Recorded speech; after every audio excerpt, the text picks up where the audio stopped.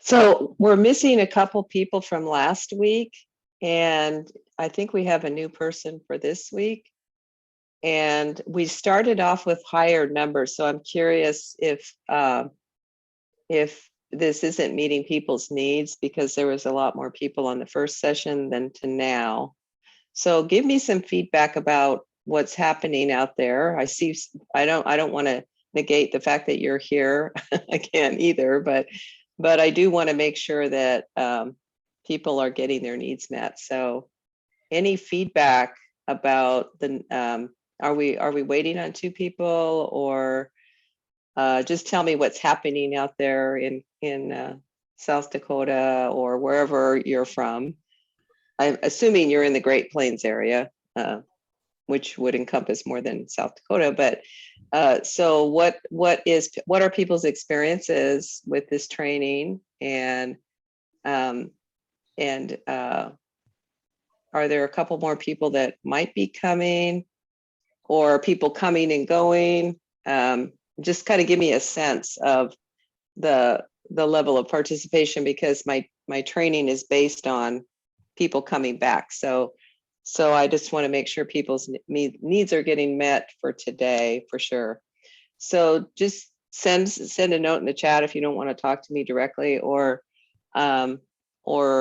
just let's just do a check-in before we get into more material. So a direct question. Let's see if I can ask an open-ended question. I could do a scaling question too, but well, I think some might have had a meeting conflict. Okay. For today, or for just today. in general? Yeah. Okay. So competing, now that's a great example of competing values. Okay, which way am I gonna go? And people will be motivated based on what kind of pressure they feel to do one or the other. And that's what we actually are going to talk about that today. So that's a good example. What else is happening for people that you feel comfortable sharing? Yeah. I don't know why other people aren't here, but I know that so my schedule is like out like a month. And so the notice that I got for this was not very, it was kind of short notice for, I guess, considering my schedule. So I had to move things around and like really to be here. I had to like reschedule and like just kind of work things. So I can see how it would be difficult to make it if you weren't able to do that, Yeah. But that's my Jamie, I have a question. I have a question for you. So based on that, from what you're saying, how far in advance would you predict it would be more reasonable to schedule something like this, just based on what you've said? Well, for me personally, it's good to have a month notice, because like I said, my schedule's booked out to the end of July right now, so okay. And what were you given? Can I get feedback on what I signed up as soon as I seen it? So it would have been what, a week before we started, maybe, or I can't remember exactly, but it wasn't a month. I know that. Yeah. I can't remember what day I signed up, but I signed up as soon as I seen it in my email. Yeah. Thank you for taking the time to do all of that. I personally really appreciate your efforts to be here, and thank you for doing that, because I know scheduling is a hassle for sure. And then Tosha's telling us, educating me, for care coordinators with emergencies that come up, definitely that'll pull people away. Well, I want people to know, so spread the word if people aren't here. I want people to know that they're welcome here, and I understand client care comes first always. And so if there's pressure, I just want to make sure that you're having a good experience here when you do show up. So that's why I ask, is I need to know, as a teacher, I need to know what kind of pressures you're under and how this can support you in your work. while you're also trying to do your work, which is a challenge. So that's very helpful feedback though. And so what we can learn from you is maybe go ahead and send it out a month in advance, and then send it out again for those people who don't need to have that or forget or whatever. So we will definitely take that feedback and try to do better on our end, as well as listening to you in terms of what your everyday life stressors are. That's very helpful. Thank you. The other thing that we wanted to do today, because I'm going to break you up into smaller work groups, is I know several of you have a lot of motivational interviewing experience or exposure. I know some of you are practicing and using it. And I know some of you it's brand new to you. So in the chat box for Abby, who will, by the way, here's Abby. I don't know if you saw Abby, but some of you may know Abby, but she is covering for Ella this week because Ella took some needed time off. So hi, Abby, say hi. Abby's anyway, she's going to do the breakout rooms.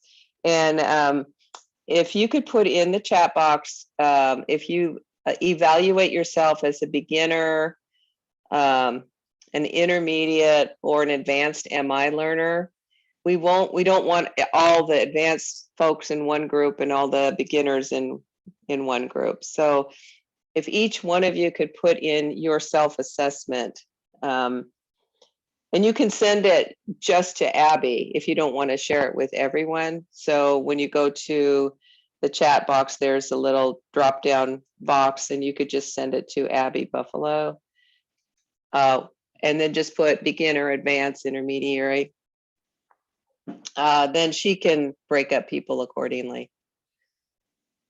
Thanks, Sean. Okay, so today I will go to our PowerPoint. And I do have, I have to go all the way up to the beginning.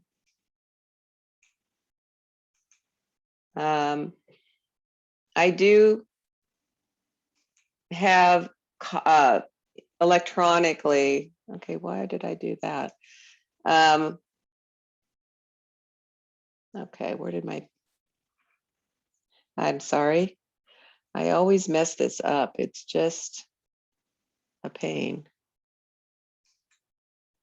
Okay, where is my share screen?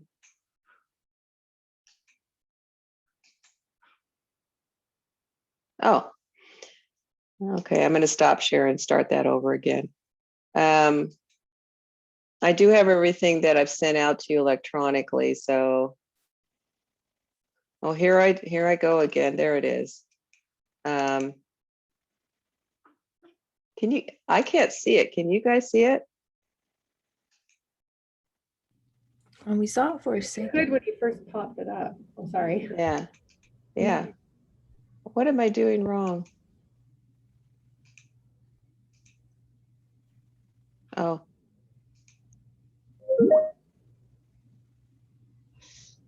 Okay. You can see it now. It's You, up on the screen. okay. You can see it now? Yep.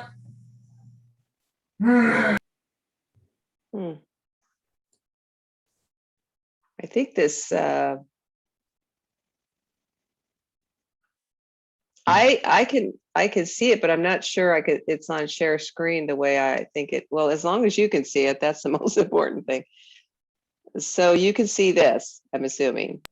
We can. If you need to push slideshow, then maybe start from the beginning. It might look a little bit different.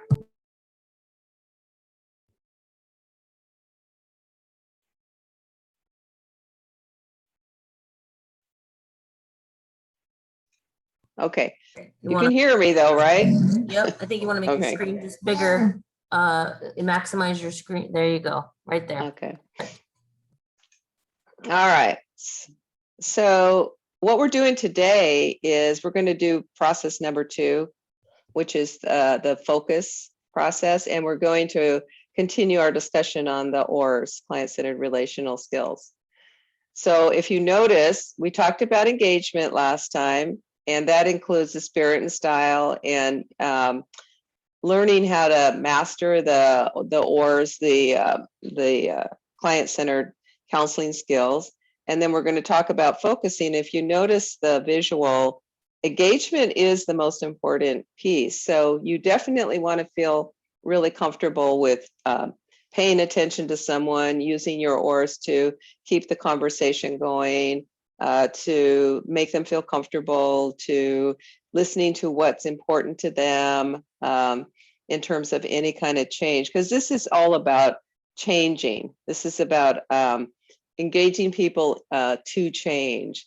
The focus is a key component that is often overlooked in motivational interviewing, because a lot of people will do engagement. They'll be able to work the client-centered, the ORS, the client-centered relational skills, but they won't focus adequately to be able to move a change process along. And so focus becomes a really key important process. So this is a description of it. Finding a focus, and I actually have a couple of examples of how you might use some tools like the agenda setting, and what about the role of information and advice. And what you're going to find with MI is you're going to be going back and forth between these two processes of change.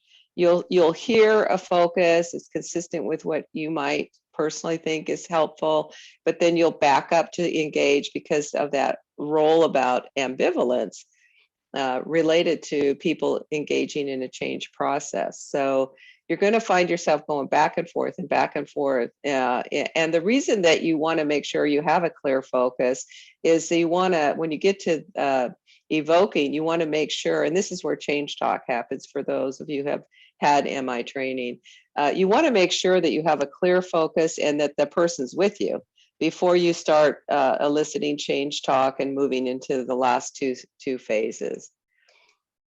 Okay, so that is, and often the focus comes from the client, not your agency or not you. However, we find that people are they have external motivation and pressure to do certain things that you provide a service for. So there's a dance that goes on between what they want and what you want, and you have to do the dance before you can move into a focus and before you can move into change talk. So so part of that dance is you learning how to keep the engagement high and then working with the person to find a mutually agreed upon goal. And that's spirit and style. And sometimes there's a goal that they have to create. Like, for example, a mandated client, they don't want to do it. They're trying to get out of it. And you have to gently come in and say, well, this is what needs to happen for you to move on in life, or to resolve the court conflict, or to get your children back, or to continue to get your whatever. So a lot of that's a dance that you do because you want to keep the engagement up. Engagement is the key to people continuing to talk to you about what their struggles are. Okay, so let me show you something here, because I was going to do, I'm going to fix it on the slide. I wanted to do, yeah. Can you still see this? No. No. Okay. Well, let me fix it and then I'll come back. Maybe I'll just share screen with what I'm doing. I don't know if I can edit when I'm in share screen, but I'll try. Okay. No, it's not going to let me edit. Maybe.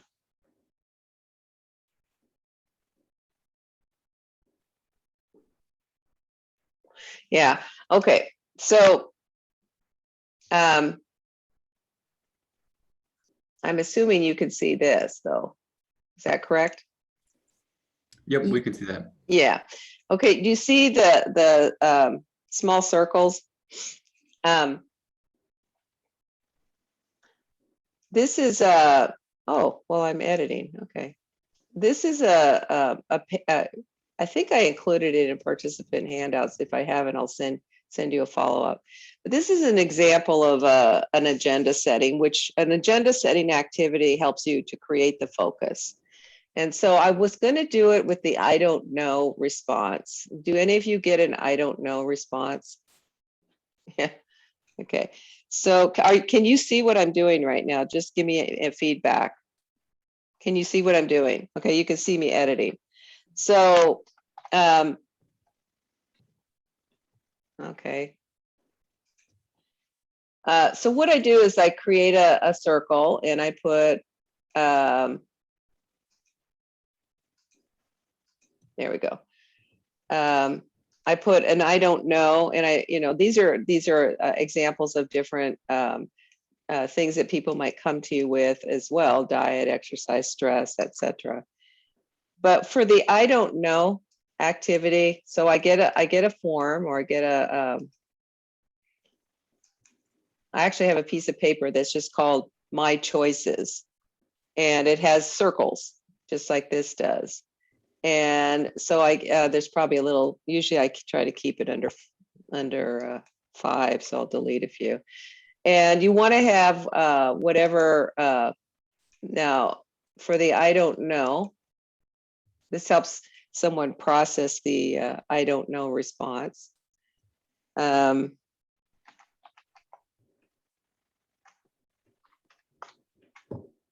Okay.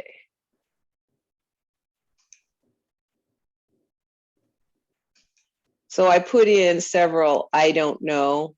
And then, okay, sorry, it's taking me a little while here.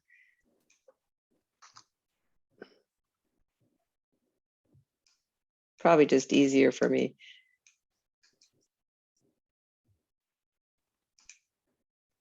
Anyway, you get the gist of it.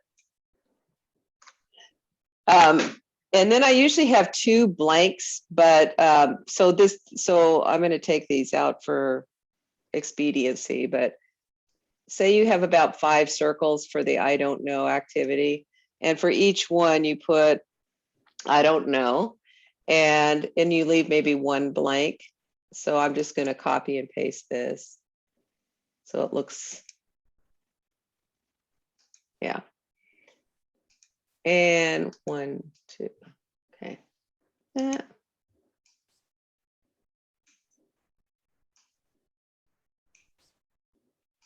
Okay, so let's just do that. So now you have 3 circles with I don't know, with different levels of the larger the circle, the more important, the smaller, the less important, and a couple of blanks. So I would sit down with a person and they say, I don't know. And then I say, I don't know can mean a lot of different things to different people. So I would like to explore with you what I don't know means to you. So that's the lead in. And then the permission asking is this a good time to have that conversation? So I would say, is this a good time to have this conversation? So what I want to do, this is a really sensitive, what I want to do is do that with one of you.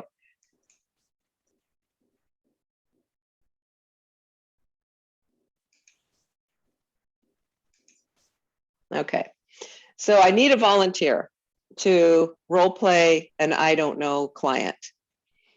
I can. Did you raise your hand, Jamie? Yeah, I can. Okay, great.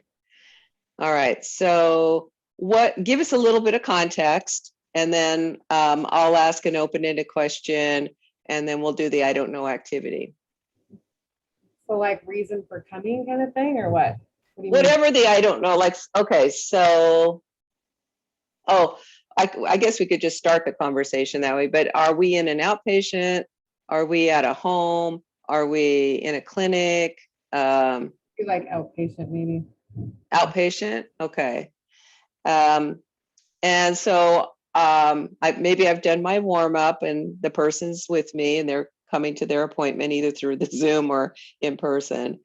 And I will say, what would you, let's just say the engagement is high. And then I might say something like, well, what should we talk about today? I don't know. Okay, so when you say, I don't know, what does that mean to you? I really don't know why I'm here or what I need help with. It's hard for you to know where to choose. Yeah, I don't know where to start. We got a lot of different things going on. Yeah. And go ahead, Jamie, I'll do a little timeout. Go ahead and keep saying, I don't know. Okay, just keep saying I don't know. Yeah. Okay. Yeah. And is this a young person or an older person or middle-aged person or? I'll be middle-aged. Okay. All right. Well, I don't know could mean a lot of different things to different people. So would it be okay with you if we just spent a little bit of time of breaking that down together? I say I don't know. I guess. So it's not like the most important thing for you to do today, understandably. But it would help us have a sense of where we could go from here on. What do you think? I suppose. You suppose? Okay. That's a good response for an I don't know person, by the way. Okay, so you see all these different circles here? Yeah. Yeah. So IDK equals I don't know. Okay. And I don't know could be like, oh, sorry, damn it.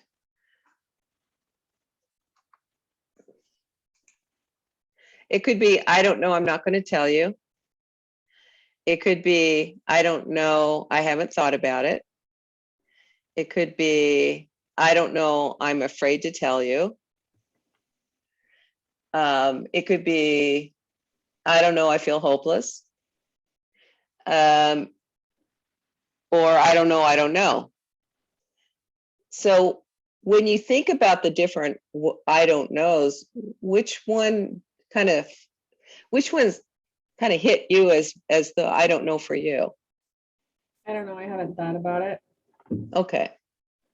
So one of the things that we could do is think about possible changes that you could be making that might support you right now.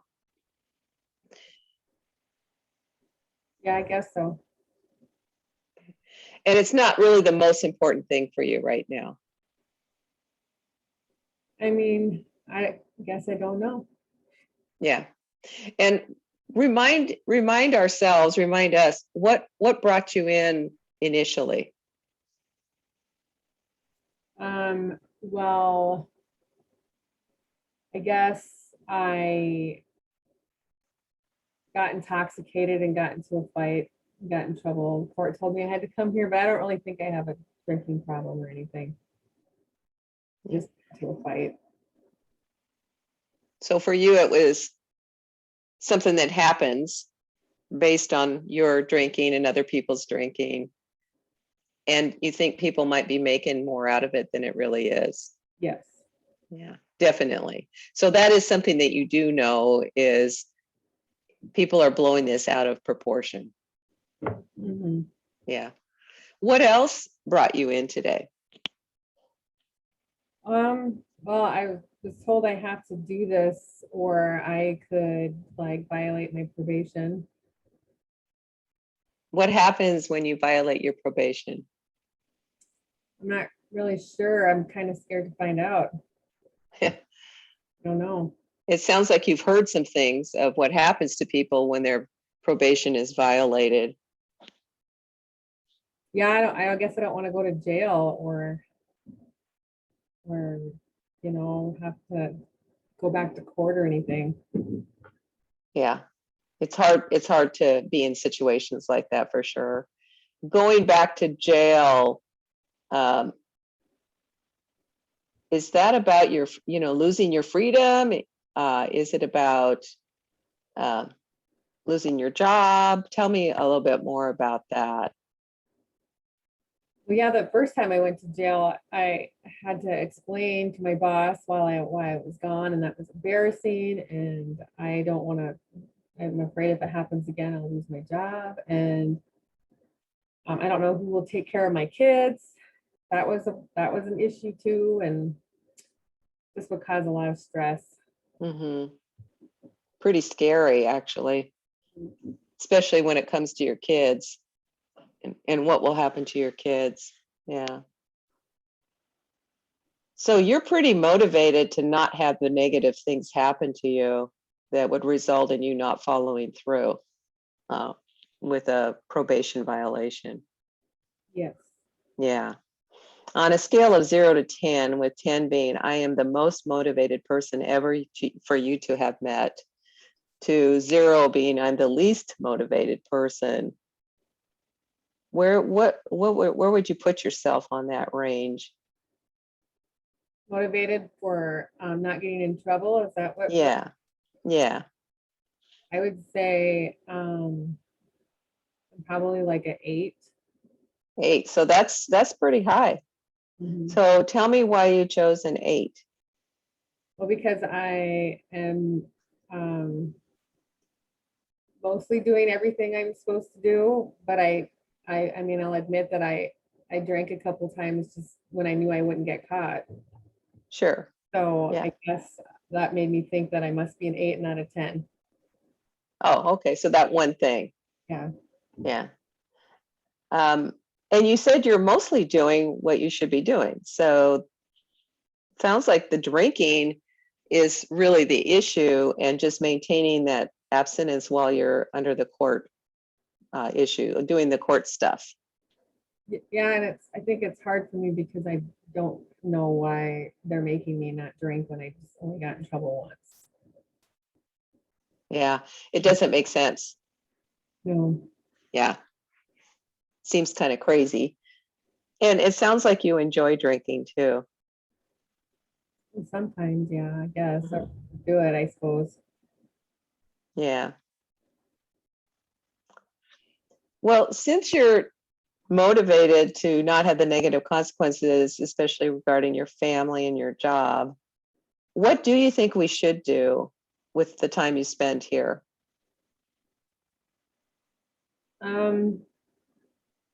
I don't know. Yeah. Would you like some help figuring it out? Yes. Okay. Maybe So that's a definite yes. Mhm. Okay. Well, thank you for taking the time to do this little exercise with me today, because it really helps us kind of figure out what we're going to do next. So what I'm hearing you say is you're actually doing pretty well. You're doing everything that you need to do with the exception of the occasional drinking. And you know you need to stop drinking in order to satisfy your probation. Yeah.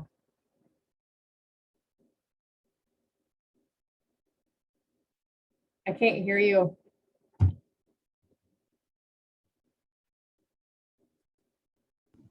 Kathy, I think your mic went Yeah, out. your mic went out. I can't hear you. Sorry, It's did okay. something happen? Now I can. Yeah, okay, so I'll start that summary again. Okay. So what I heard you say is you're doing pretty well. And there's just that drinking issue that keeps you from being 100% compliant for the pressure you're under externally.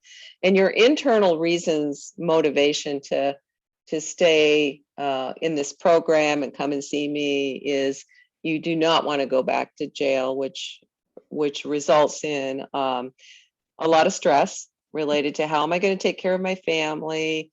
How am I going to keep my job and just maintain my life? And you don't really understand why drinking is such a big issue, because for you, you don't have a problem and it's not a big issue for you.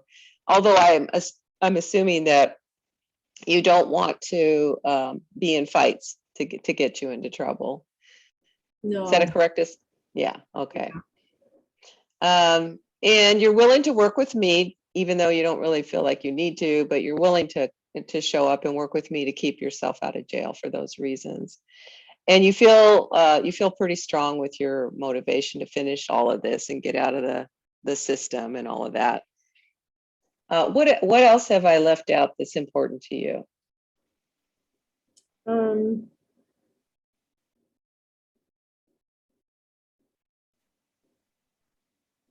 I don't know. I guess I'm not really sure. I guess I don't know. Would be.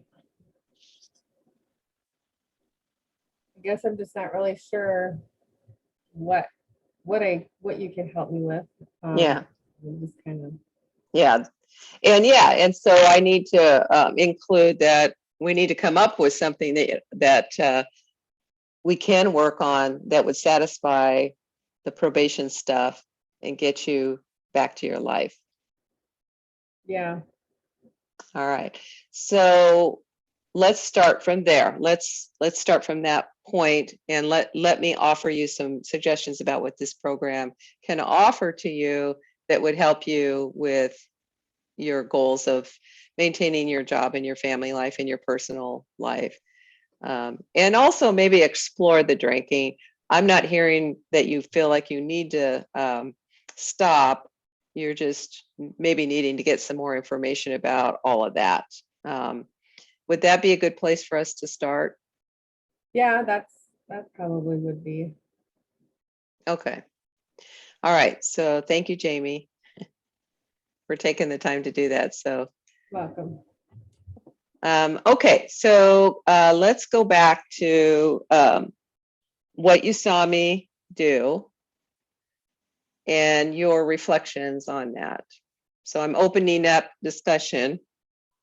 And remember, when I open up discussion, you guys, when you have something to say, you'll turn on your mics and you'll let us see your face if you can, if your video is working.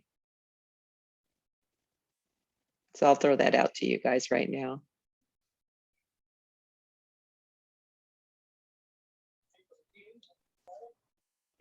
If I could comment, I saw you were very patient with her, and there's a sense of timing, as in not pushy with it, and kind of feeling how Jamie was responding so that you could help her feel comfortable in bringing her to the point of maybe helping her understand why she was there. I mean, I think a lot of times people do understand, but it's a scary thing to have to deal with themselves, and so they kind of shut down. But yeah, I saw a lot of patience. And because with my kids, I'm like, well, what do you think is the matter? But Yeah. with adults, especially with clients, or patients, you have to have a good sense of compassion and patience. I like that you weren't like right off the bat trying to tell me I was in denial and that I have a drinking problem and that I need to stay sober, and you know what I mean? Like you were saying, we need to explore that a little bit, maybe kind of figure out why you're here. And I didn't feel pressure to like, I don't know, right off the bat, like feel pressured to I didn't feel like you're confronted or like judged or, that kind of thing. So I think that's helpful to keep the conversation going. And then instead of making me shut down and getting defensive, yeah, a power struggle, it flowed. So you felt supported. I forgot, Jamie always has the first, the first word because you were willing to do that activity. So thank you for reminding me about that. Anybody else? Did you see the mixing and blending the ores? And did you see which ones I was using and how I used them? Those are the strategies. Everything that you ask her, she's like, I don't know. She's always been like that. I'm going to try this on her. Okay. Yeah. Yeah. And what Jean is talking about is the spirit and style, right? It's stay within, collaborate, partnership, compassion. And the ORs are to be used to be client-centered. So what that person says is more important than what I think. And that helps me with wanting, with the patient's issue. I can just, it's sort of like sitting in a comfortable chair. I'm like sitting in a comfortable chair. I sink into my comfortable chair and I'm watching the person and I'm responding to what I'm seeing and hearing, versus me feeling more responsible for what the outcome. I'm just there to help that person make a decision about what they want to do with their life. And I'm also trying to focus. With the I don't know person, you have to create a focus. And you have to acknowledge the I don't know while you're creating the focus. So the I don't know could be a lot of ambivalence. And this particular client that Jamie is representing is ambivalent. And we'll talk about ambivalence later. But so the agenda setting activity is a way to help an ambivalent person figure out where they want to focus. And we came to a focus. Did you agree, Jamie, that we came to a focus, even though there's not a lot of motivation? I think you figured out a place to start at least, which. Yeah, Mhm. yeah, because with that client that you're representing, you don't want to go too fast because you will get that defensiveness, and a person might show up and they might just go through the motions, but they're not really benefiting. And they probably will drink without telling you. And the goal would be for them to drink and tell you, which you did. Thank you for that, by the way. It's like, okay, I created, when people tell you the truth, that's feedback to you that, okay, I created a truth, a safe environment for people to say what's really going on. And that's what you want, is safety. You want to have that safety. Yeah. I asked permission, and then that's Kellen's feedback. Yeah, part of what I want to do is to establish a goal, but it has to be collaborative. It has to be a joint goal. And it also has to be consistent with what I'm there to offer.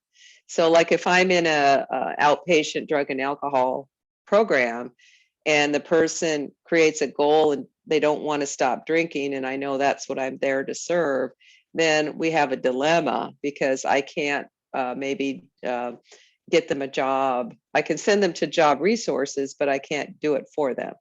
And so sometimes I have to set limits, like, well, I like, say if Jamie says, I want the program where I can drink occasionally and still stay out of jail program. And most clients in substance abuse programs, that's really what they want. And so you have to address that and say, well, this is what I can offer to you, but I'm not really sure that's what you want, but this is what I can offer to you. And I guess you'll have to tell me if that's something that you think you could do. And I've actually had clients say, well, could you call my probation officer, let me drink, and sign off on the form for me. And depending on my relationship with them, I would say, well, I don't have the call your probation officer, allow you to drink and sign off on the forms program. I don't have that program. And that's, to be said in a humorous way, if I have the relationship.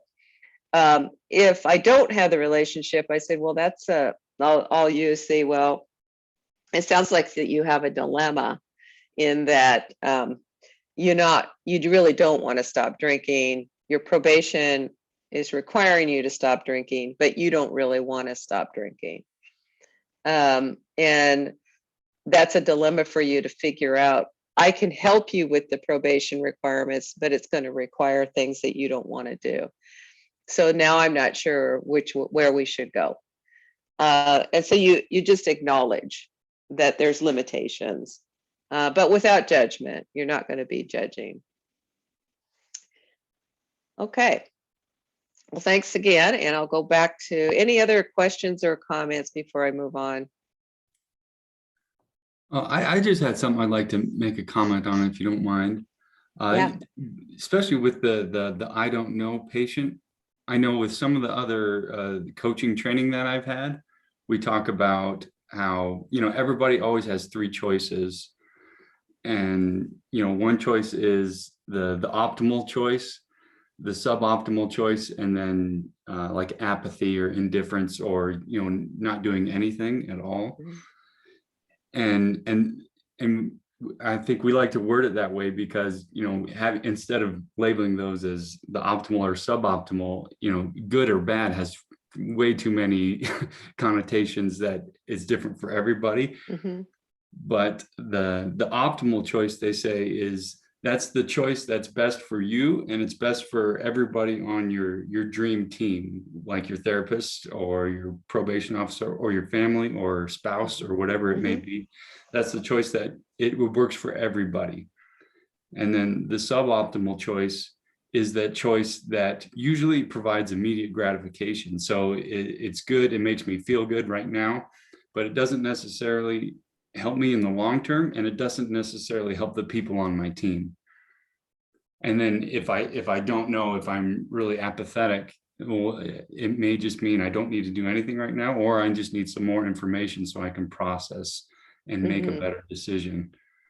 But I just thought that was super interesting, but it's hard to and I think it all depends too, when, in the process of that conversation and that relationship that you are with somebody, to get to that level where you can have more of a deeper conversation. Because if this is your first conversation, just building rapport is hard enough as it is. Yeah. Much less trying to, coach them a different way to think about problems and choices. Yeah. You don't want to, like Jean's saying, you don't want to go too fast. But going slow, so here's an idea. Going slow up front means you could speed up later. So if you have that relationship and rapport, and they feel it from you, and the empathy as well, then you can introduce things that might guide or influence them to pick a choice that's in their best interest. But you've got to have that foundation before you could do it, for sure. So thank you for that. Any other, I think that the three things that you're the way you kind of divided it up, that would be like a second or third step, because you are influencing at that point. So yeah, you would definitely be using that that idea down the road. But I can't go too fast, otherwise I'll lose that person and they will shut down. They won't talk to me. They'll tell you. Yeah, they'll tell you by their nonverbals or by their attendance.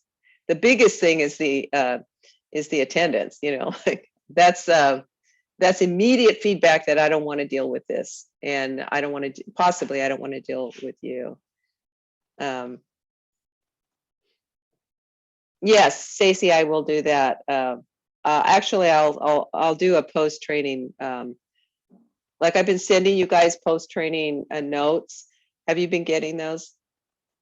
Okay, well, so some of you have been getting them and some of you haven't. But I will send you out a form with the I don't know types with a post training feedback. I've been sending Word documents that have post training ideas.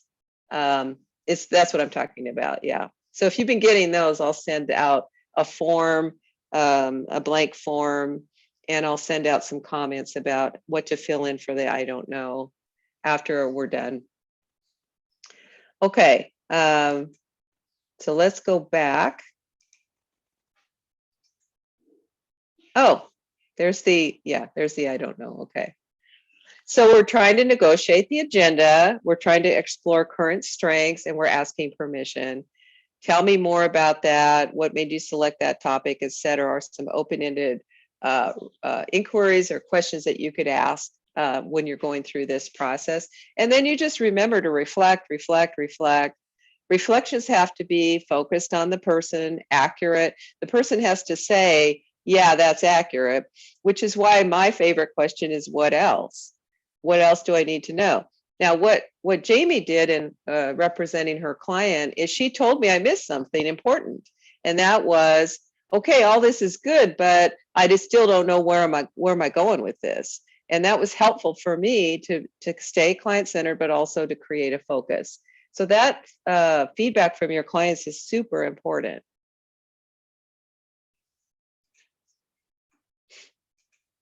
All right, so hey, Sean, this is for you. This is what we're talking about. So there's like this flow that goes between directing, guiding, following, guiding, directing. MI is about guiding. MI is in the middle. It's about guiding. Collaborative search for common agenda and goals.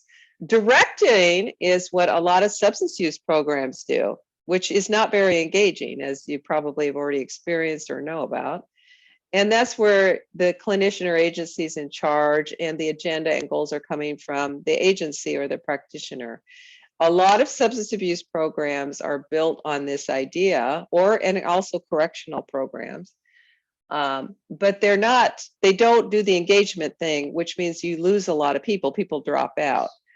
And following is where the client is fully in charge, and I just follow the client. And a lot of people, when they're first learning MI, they do the following thing, and it ends up with a frustration because the client and the provider don't know what's going on, basically. And also the client needs feedback. They need feedback about the relationship, what can happen in this relationship. So MI is more in the guiding thing. Sometimes you're going to be doing, though, like this arrow represents, you're going to be kind of going like that, especially if you're in a substance use program or a behavioral health program that has certain goals and outcomes and expectations for clients. So there's a dance that you have to do here with that. To do MI in your setting, it's really important that your agency supports you. Otherwise, you're out there by yourself. You can do it, but it's super important that your agency supports the process. So for example,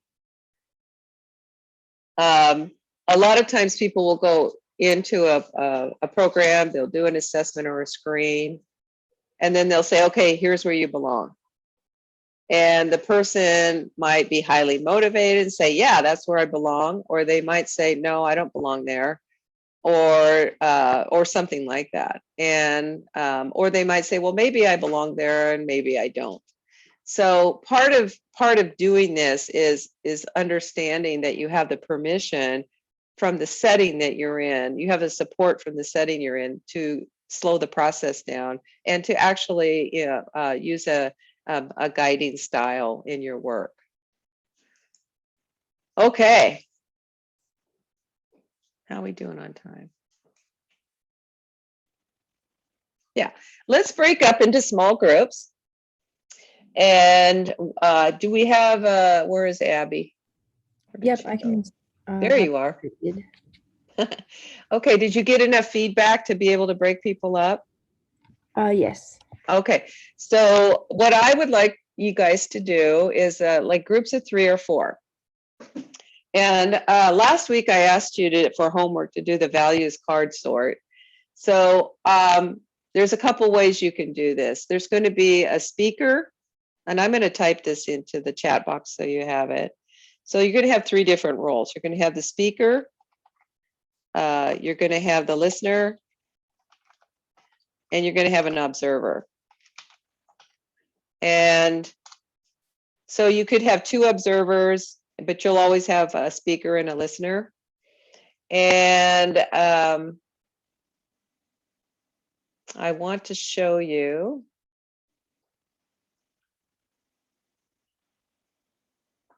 If I have it.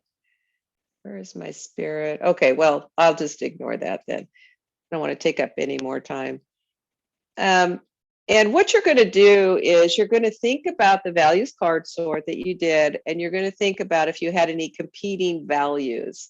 Were there competing values that you feel sometimes you're doing it, sometimes you're not. So that's one way to do this exercise, is to pull up that exercise and start talking about it with the persons that in your group.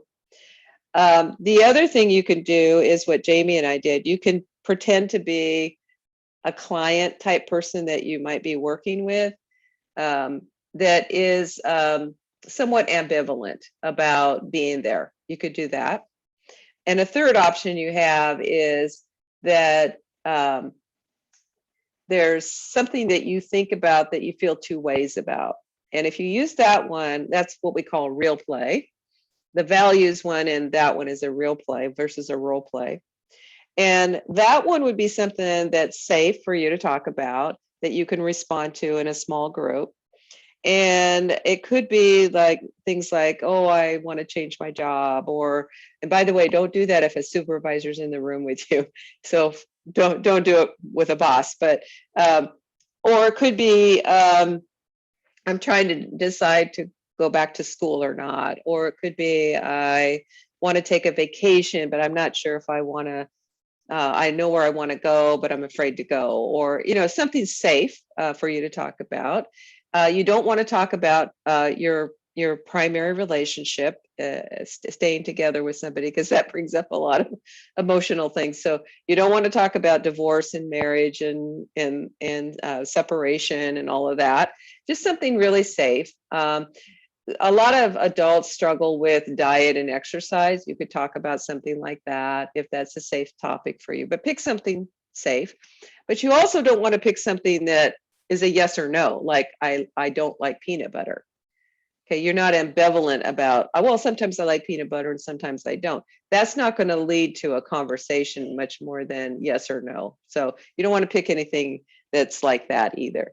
So think about something that you feel two ways about, that you might have pros and cons to.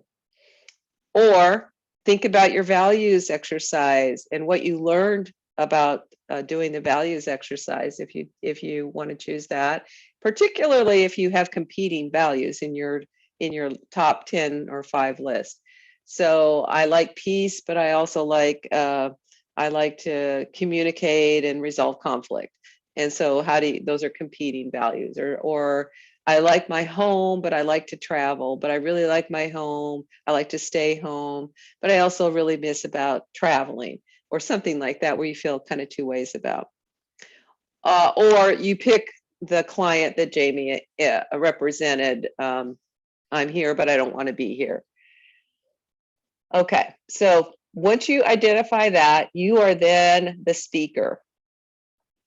The listener is going to be somebody who mixes and blends the oars, just like I demonstrated, and also does it in spirit and style. So collaborate, partnership, affirm, accept, non-judgmental.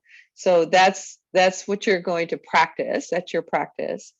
And the observer is really just going to keep track of the MI things that they saw that person do. So it's really important that the observer is not judging what's happening with the speaker or with the listener. It's just that they say, okay, that's an affirmation. That's an open-ended question. That's a reflection. That's a summary statement. So OARS. So the observer's role is really to do a behavior count on OARS. So you're keeping track of that for the speaker. You're asking them, are they mixing, blending the oars, and are they showing the MI spirit, which is they're collaborating, they're non-judgmental,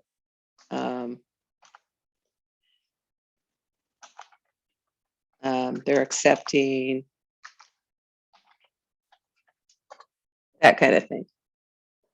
Okay, so we're going to divide you into these different groups of 3 to 4. If you happen to end up in a group of 4, you got 2 observers. And then in your small group, you'll pick who's going to be the speaker, who's going to be the listener. And we'll do that for 15 minutes. So you'll have 15 minutes to do the activity. And then I'll bring you back to the larger group to debrief that. And then time permitting, I'll send you back in and do another round of that. So think about, what do I want to get out of this as a learner? Any questions about what's happening in the small groups? Okay. Abby, if you would keep me out of the small group, that would be ideal, because I just kind of want to come and go. I'll be dropping into the different small groups just to check in and see how you're doing. Okay, yep, I kept you and Megan out. Yeah, thank you. Okay, let's break up and get going. Hey, welcome back. Did I mess up your timing and everything? Did everyone get enough time to finish? Anyone feel cut off? Because I always forget to ask if people need more time. Yeah, Keaton.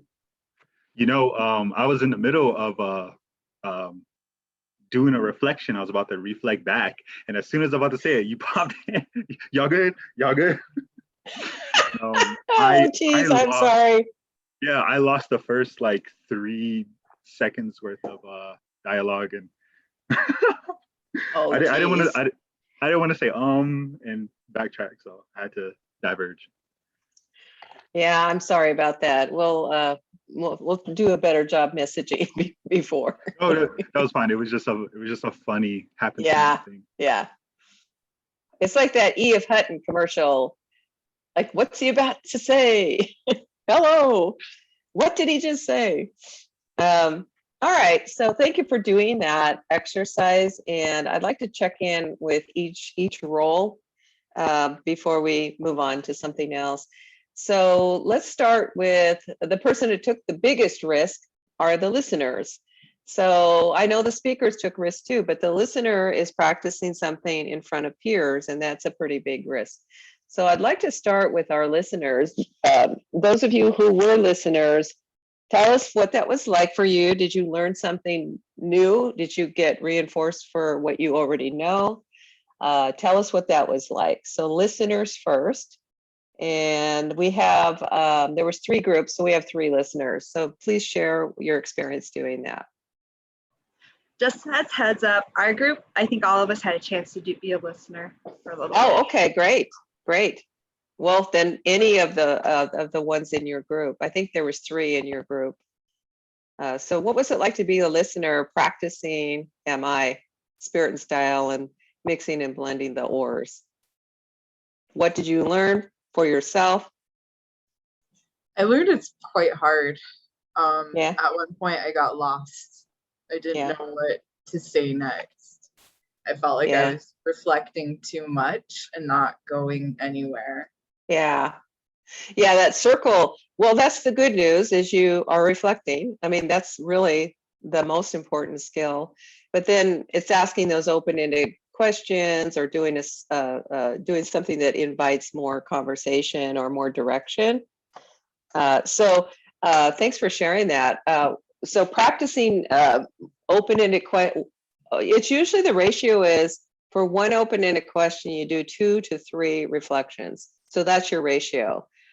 So if you're learning that you're good with the reflections, but you have to learn more about the questioning, we can work on that. And that's a good example of what we can do in a follow-up session when our training is over. So thanks for letting us know. And Tosha's been really good about showing up to every meeting I have. So thank you for that. And I'm sure she will encourage you for the coaching sessions. We can work on that skill. Okay.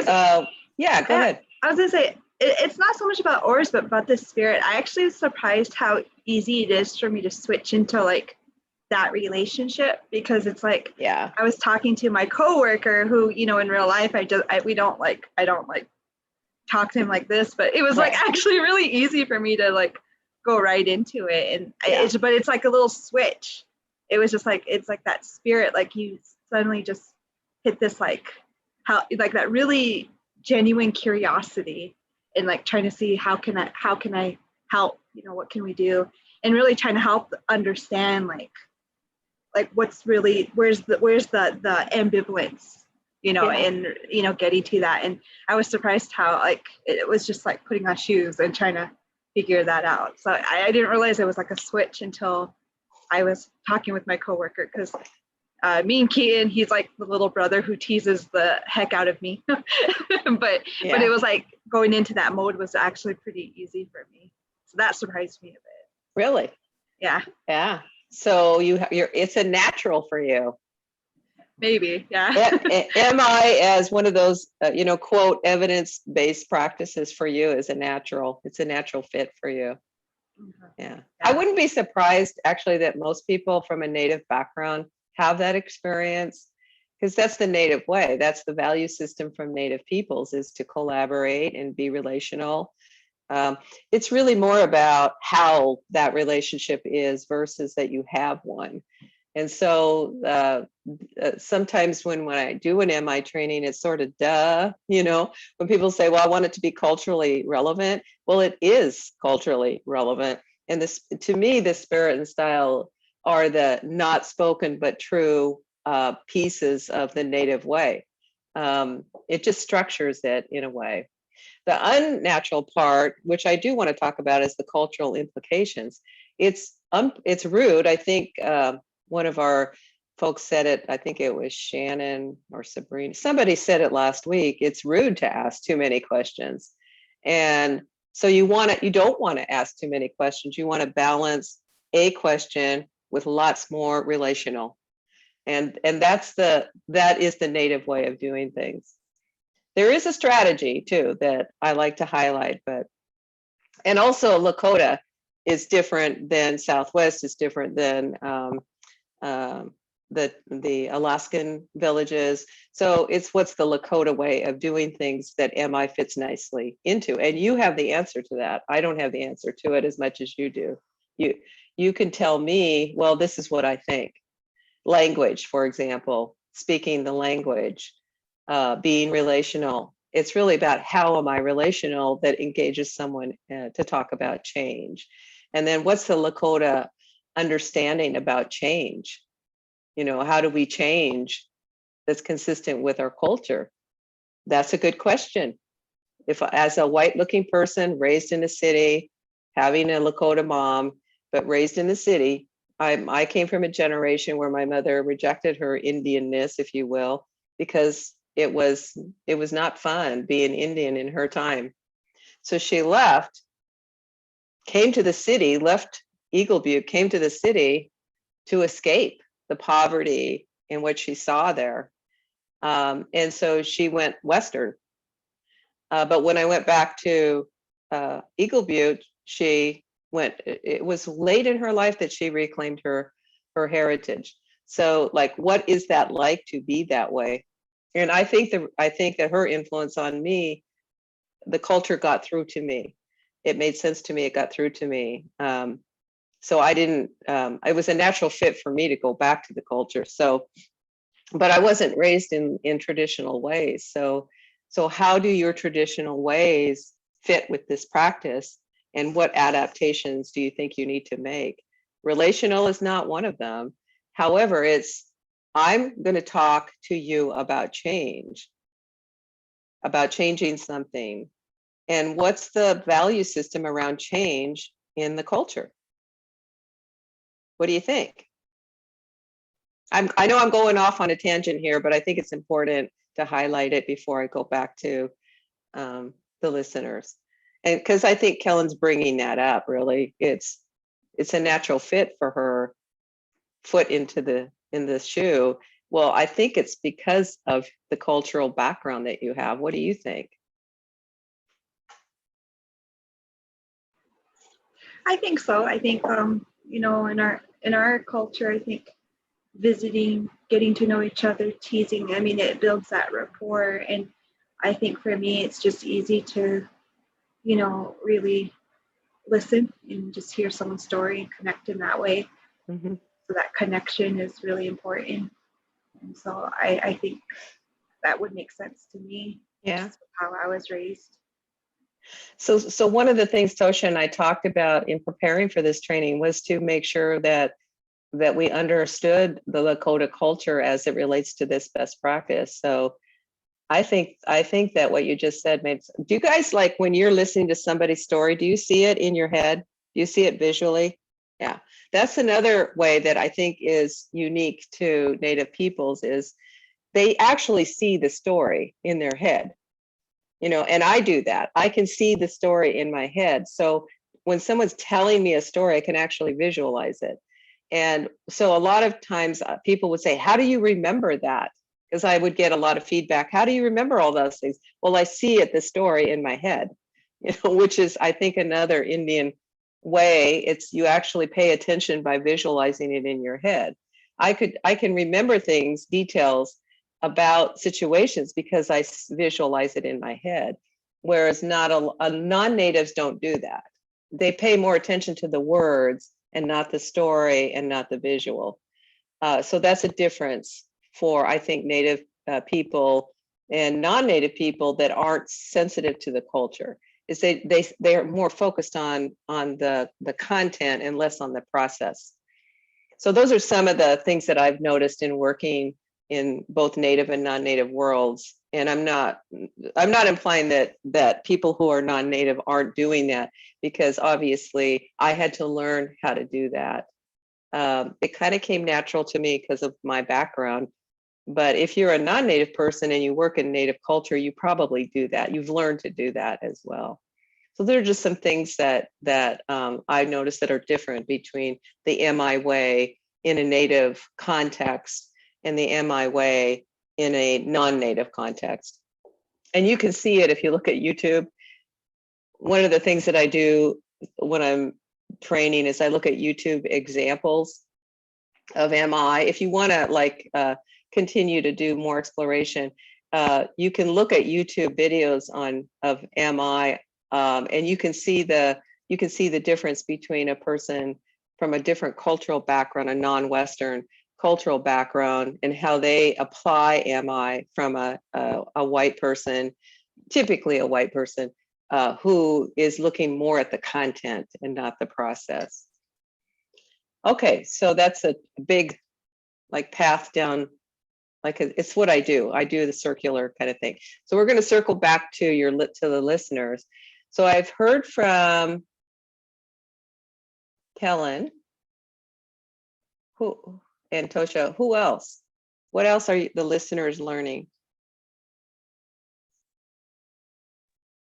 So I was a listener, and we had enough time to do 2 scenarios. Oh, okay, great. So I was the first listener, and so I don't know how to explain it, but it just came out really naturally. But I did start off with the affirmation first, and then went into reflecting on what she was talking about, and then I asked her some open-ended questions, and we ended up finding a solution that was going to work for her. And then what else? What else did we do? I just really listened to her. That was the biggest thing, was I listened to her. She did say I was a good listener, so thank you. I truly believe that the answers that they need are in the words that they're speaking, even though they don't hear them themselves. That's why we're here, to listen to them. So she already had it in her words. Her solution was right there. It was just finding a way to get it out and to tell her that it was right there. So I affirmed her at the beginning. I'm just looking at my notes right now. I didn't offer too much support, just because of the scenario. It didn't seem like it fit. However, I did encourage her that she will achieve her goal, and that I'm cheering her on from a distance, social distance. Yeah. Well, affirmations are supportive. Yeah. The way I have my notes written out is well, what can I do to help you type. Yeah. But yeah, that was the first scenario, and then Jamie was the second listener. Okay. Yeah. Good job. Yeah. Sorry, go ahead. I was gonna say, when I was listening, I felt the same way with her. I feel like, and and she was telling me what her issue was that she was looking to get help with. She kind of answered her own questions. And then she was talking about like, you know, what her problem was and her time management, whatever. And then when I reflected back to her, and then she said, you know, yeah. And then she was like, you know, maybe I could, and she kind of answered her, she kind of came up with her own solution. And so I guess I affirmed her for just making that a priority, and for thinking that her self-care was important and trying to find time, you know, and then I summarized at the end. Oh, nice. Asked her an open-ended question: when do you feel like you'd have the most time in your day? You know, stuff like that. And I felt it was easy because it's like when you're doing that in the process, they kind of figure out their own answers while they're listening to the reflection, I think. And you know what I mean? It's like both times I think the listener or the speaker came up with solutions to their own issues. So, that's nice. It's nice when you have that experience. Yeah. If you have, it depends on how much ambivalence there is and how strong the ambivalence is. So you could have somebody who's, you're kind of describing someone who had some ambivalence, but it was motivated to resolve it. And then there's the person who has ambivalence, is not motivated to resolve it. I mean, they acknowledge it, but they're not motivated. So there's a difference in that kind of scenario. But I'm glad you had that experience, because that's a nice experience to have when you're learning this, where you actually get to see the speaker go through that mental, emotional process and come out at the other end. That's fun to watch. Okay, any other listeners from the other groups? Yeah, I can share real quick. Yeah, Sean. Yep, we went kind of hardcore on the I don't know speaker, because I think it's pretty common with some of the people that we are with. And I was really shooting blanks for a lot of it, and I definitely didn't have my questions, and I didn't have my ratio right either. But I was shooting blanks until I finally figured out a value that they had. And then once I had that value, it was like I had an anchor. And so I could then pick the right questions and then get the more appropriate responses. And then we could, you know, just built the rapport from there. But it was like, it was brutal until I found that. And so you were hysterical though, and you did a really good job. What did he do? What did he use? A lot of humor, or? That's just the way I look. It was basically his facial expressions, but I knew that he was getting frustrated. Oh, okay. And yeah. So. And so how he was getting frustrated was funny to watch, is what you're saying. Like, you know, he's really trying, but yeah. Yeah, it was, but he did a good job. And just, I mean, like, he kept on. He just kept, you know, asking questions and kept trying to like crack that shell. Yeah. So he did a good job. I know he was getting frustrated. Yeah. No, Stacy's always a great speaker. And I think we talked about it a little bit. We took a little break in the middle because, you know, it's hard for me to go into something like that without first establishing rapport and showing that I'm the good guy, I'm on your side. I don't mean to be a judge or critic, anything like that. And without, you know, having that stepping stone to go from, it's a hard road. Yeah. So you learned that how important the engagement is, but you probably already knew that, would be my guess. But in the interaction, you found the importance of looking at people's core values or important values as a way to build a bridge. Right. And that is very true. That is very true. That's why go ahead. That was that I can drive people like into madness. Like, I can make people crazy. I knew that already, but okay, play that role sometime. Yeah. Well, you may have also learned what it takes for you to not do that. Right? Based on what he did. Oh, I know what to do to not do it, but just once in a while, when you feel a little hungry.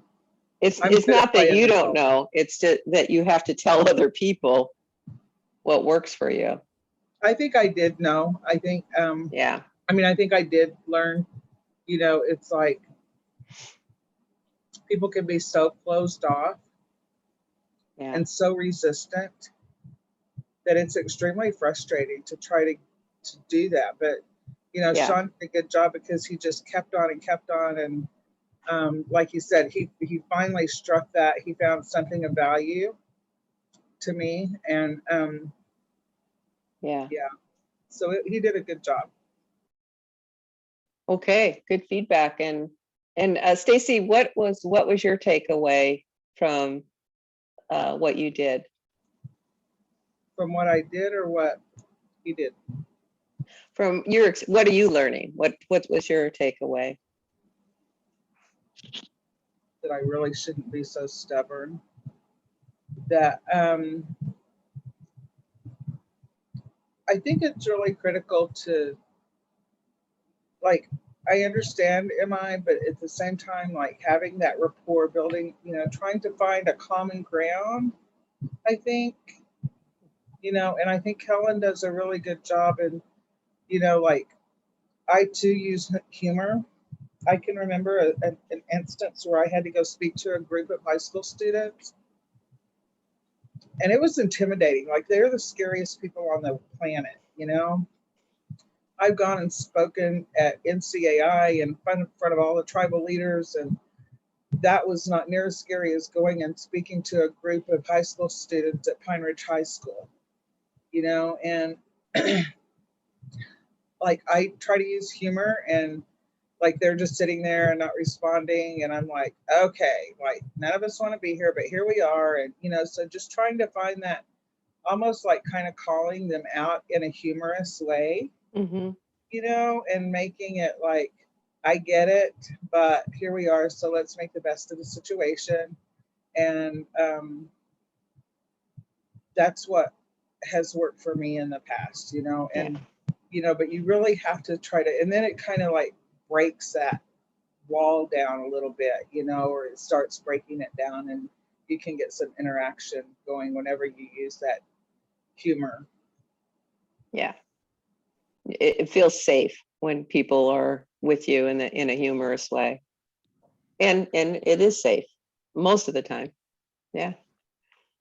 I'd like to just well, Abby, just letting you know, this is Grant Weston. I'm still under Keaton Widow's name here, but I'm on my phone. My power went out here, so but I just wanted to add, I was one of the listeners in there, and every time we try to do the role play, I try to apply it to me working with my past jobs and then working how we're going to work with our participants today. But at the same time too, we were talking about being intimidated.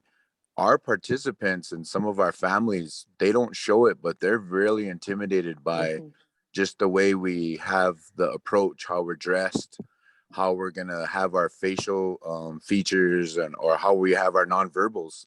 And it's almost like dealing with natives. I'm just going to be upfront about it. It's kind of it's a tactic. There's barriers, there's walls that our people put up. And in order to know that I don't want to be told what to do, I don't want to take your humor. I'm in a position where I'm stressed out.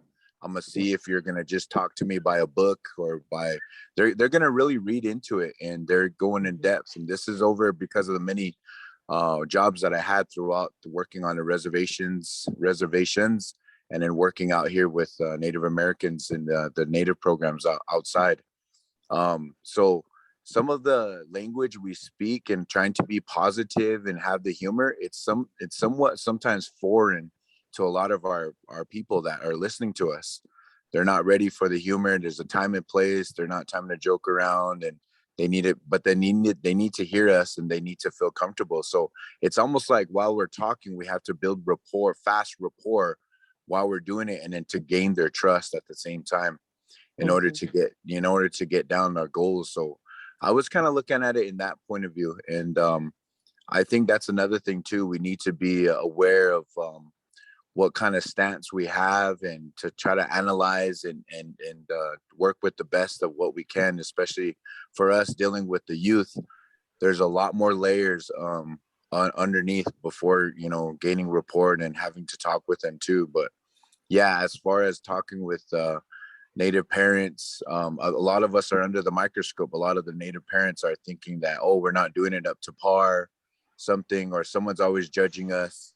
So I worked within many programs that Natives are like this, and it's just it's a common, it's a normal thing. So I think that's one of the things too, is that working in this field and using these, we have to learn how to gain fast rapport while we're talking with them at the same time. But yeah, so otherwise, as a listener, that's just kind of my 2 cents of what I got off of it. Otherwise, it was really good.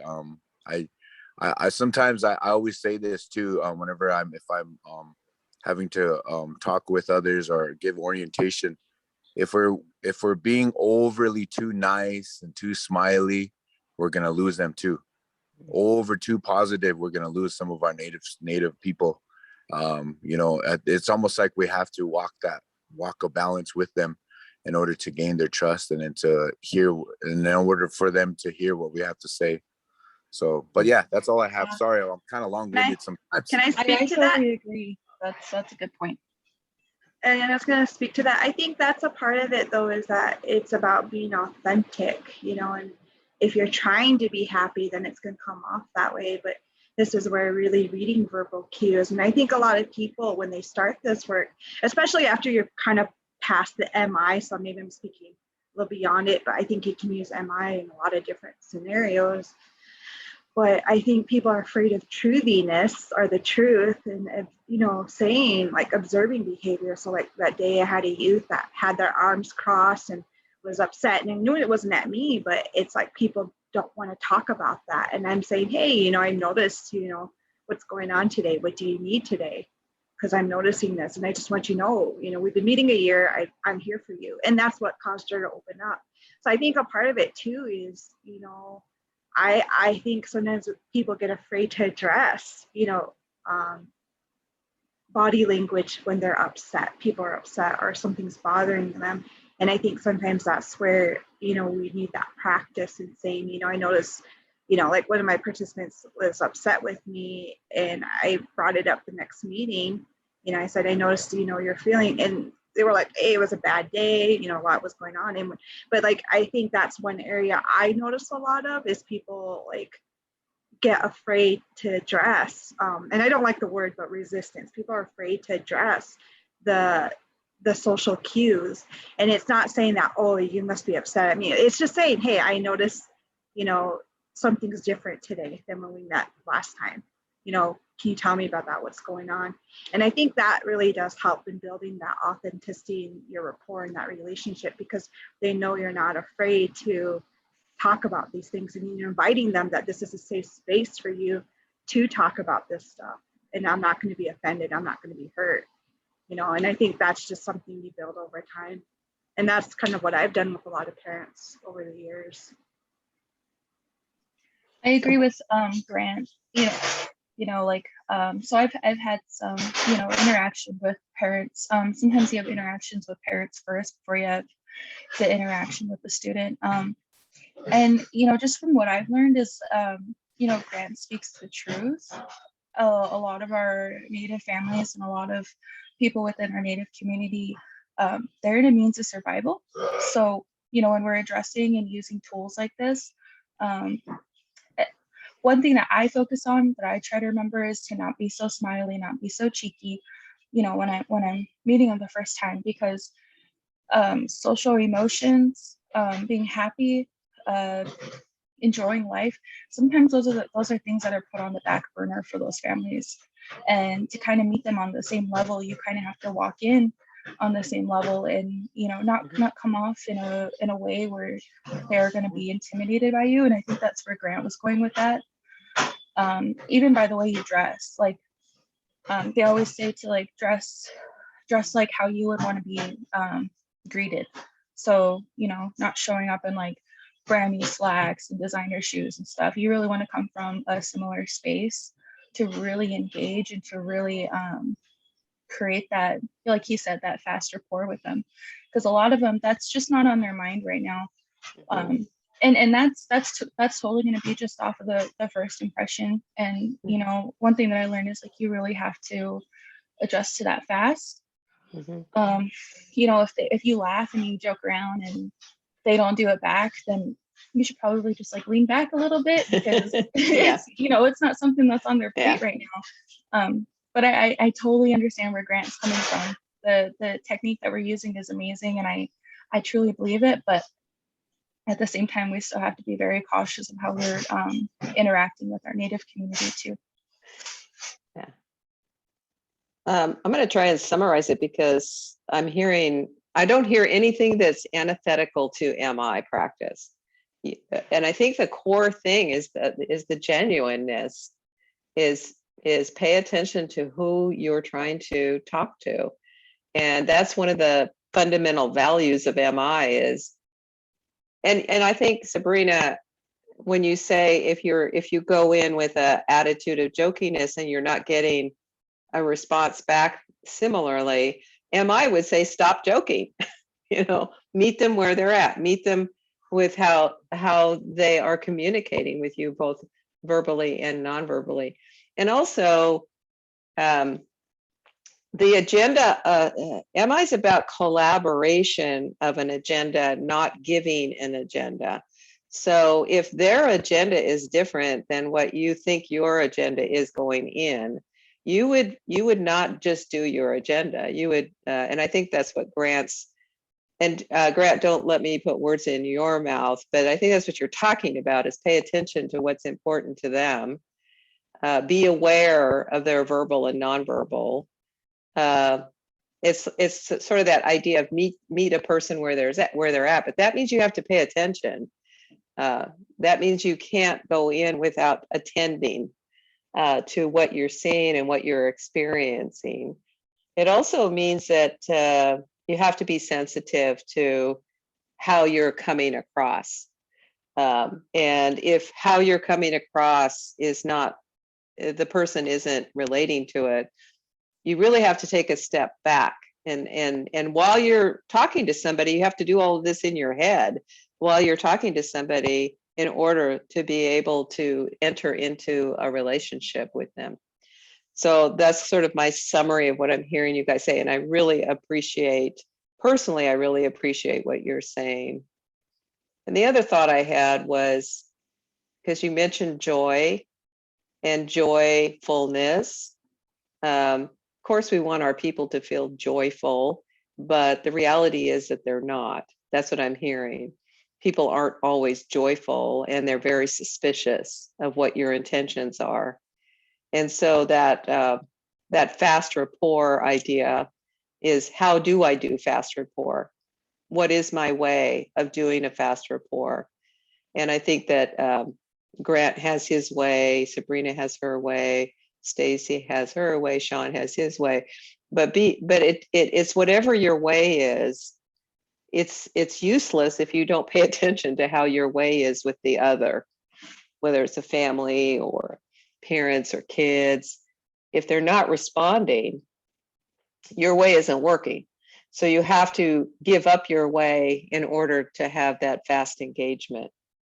And engagement is number one before you can move on to problem solving or identifying a problem to solve or being helpful.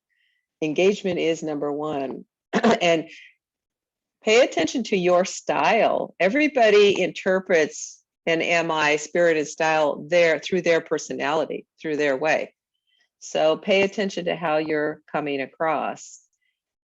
Technically, I can see different people doing different MI practices, and they come across very differently. Some people are more cognitive in their approach. Some people are more feeling in their approach. Some people mix and blend those things. Some people are more nonverbal, and it's a way of being with people. So it's going to be interpreted through you. And it's really bottom line. do you believe this practice could help you? I mean, that's really the bottom line. Is what you're learning, do you assess it to be helpful with the work and the people that you're trying to serve? And that is a question each one of you will have to decide independently. If you say, yeah, I think I could use this, and I know how to use it, and I know where to use it, and I know with whom to use it with, that's how you would assess it. Or you could say, you know, this isn't my way, and I'm not sure that I want to use this, and I'm not sure this is my way, and I'm not sure it would work. And so each one of you has to come to some conclusion for yourself about that. And I want to encourage you to do that. Well, it's 11 o'clock. And again, I hope this session was helpful to you. I'm imagining that the discussion in the small group was probably your favorite part. And if I'm wrong, you can let me know. And I will follow up with another, it'll come to you as a Word document, and I'll include the agenda thing and the structure of that if you think that would be helpful for some of you, including the I don't know exercise. If there's something else I should address in my post-training notes to you, just let me know, and I'll do the research for you and find out what I can find out and share it with you. So I want to thank you for today and offer you a blessing that you have a good rest of the day, and that you walk in splendor in the region that you're in. I'm not sure what state you're in, and I hope your day is blessed with many positive things. So thank you for today. Right around the corner, we'll come back for our 4th session on Monday. Thank you, Kathy. You're welcome. We have a fast turnaround. Okay, any final thoughts before we say our goodbyes? Okay. Thank you. Thanks, everyone. Bye-bye. Have a good day.